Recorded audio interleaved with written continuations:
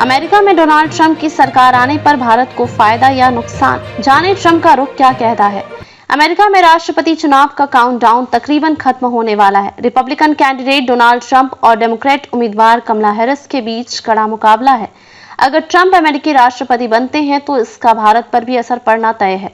Donald Trump ने भारत और US के संबंधों को और मजबूत करने की प्रतिबद्धता जताई है। दिवाली के खास मौके पर ट्रंप ने सोशल मीडिया साइट एक्स पर पोस्ट करते हुए भारतीय प्रधानमंत्री नरेंद्र मोदी को अपना दोस्त बताया था।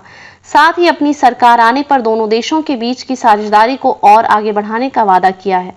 पूर्व राष्ट्रपति डोनाल्ड ट्रंप ने हाल ही में बांग्लादेश में तख्तापलट के दौरान हिंदुओं और अन्य अल्पसंख्यकों के खिलाफ हुई हिंसा की भी कड़ी निंदा की है। अब तक कई सारी ऐसी रिपोर्ट सामने आ चुकी हैं जो इस बात का तस्दीक करती हैं कि बांग्लादेश में तख्तापलट के बाद सैकड़ों हिंदुओं को जानलेवा हमलों का सामना करना पड़ा था।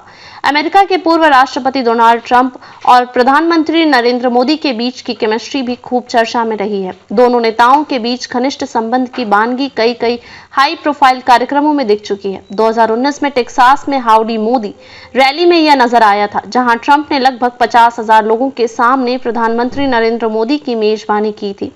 यह किसी विदेशी नेता के लिए अमेरिका में अब तक की सबसे बड़ी सभाओं में से एक थी। वहीं डोनाल्ड ट्रंप के भारत आने पर प्रधानमंत्री नरेंद्र मोदी ने भी उनकी मेहमान नवाजी दुनिया के सामने बड़े क्रिकेट स्टेडियम में की थी। इस दौरान 1,20,000 से भी ज्यादा लोग अमेरिकी राष्ट्रपति के स्वागत के लिए मौजूद थे। दोनों नेताओं के बीच के तालमेल सिर्फ प्रतीकात्मक नहीं है, दोनों के राष्ट्रवादी विचार भी तकरीबन एक जैसे हैं।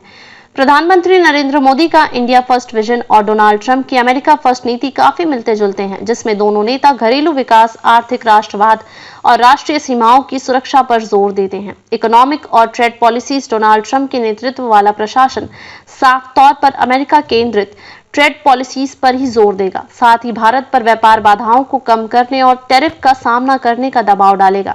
ऐसे में आईटी, फार्मास्यूटिकल्स और टेक्सटाइल क्षेत्र का निर्यात बड़े स्तर पर प्रभावित हो सकता है। इसी साल सितंबर में ट्रंप ने आयात शुल्क के मामले में भारत को एब्यूजर यानी दोहन करने वाली की संज्ञा दी थी। इसके बावजूद उन्होंने प्रधानमंत्री नरेंद्र मोदी की तारीफ करते हुए उन्हें शानदार व्यक्ति बताया था। मिशिगन के फ्लिंट में एक टाउन हॉल के दौरान व्यापार और शुल्कों पर चर्चा करते हुए ट्रंप ने कहा था कि इस मामले में भारत एक बहुत बड़ा एब्यूजर है। ये लोग सबसे चतुर लोग हैं, वे पिछड़े नहीं हैं। भारत आयात के मामले पर शीर्ष पर है, जिसका इस्तेमाल वह हमारे खिलाफ करता है। बता दें कि भारतीय प्रोडक्ट्स के लिए अमेरिका एक बहुत बड़ा बाजार है। आंकड़ों पर अगर नजर डालें तो 2023-24 में भारत ने अमेरिका से $42.2 बिलियन की वस्तुओं का आयात किया था। वहीं भारत ने अमेरिका में तकरीबन $77.52 बिलियन का निर्यात किया था। इसको लेकर ट्रंप ने कहा था कि अगर उनकी सरकार आती है तो इस स्थिति को बदलेंगे और भारत पर टैरिफ शुल्क कम करने को लेकर भी दबाव बनाएंगे। अगर फिर भी बात नहीं बदली तो उन्होंने भारत से निर्यात होने वाले प्रोडक्ट्स पर टैक्स बढ़ाने की चेतावनी दी है। इसके अलावा ट्रंप ने यह भी कहा था कि आयात शुल्क के मामले में भारत बहुत सख्त है, ब्राजील बहुत सख्त है, चीन सबसे ज्यादा सख्त है, लेकिन हम शुल्कों के साथ चीन का ख्याल रख रहे हैं।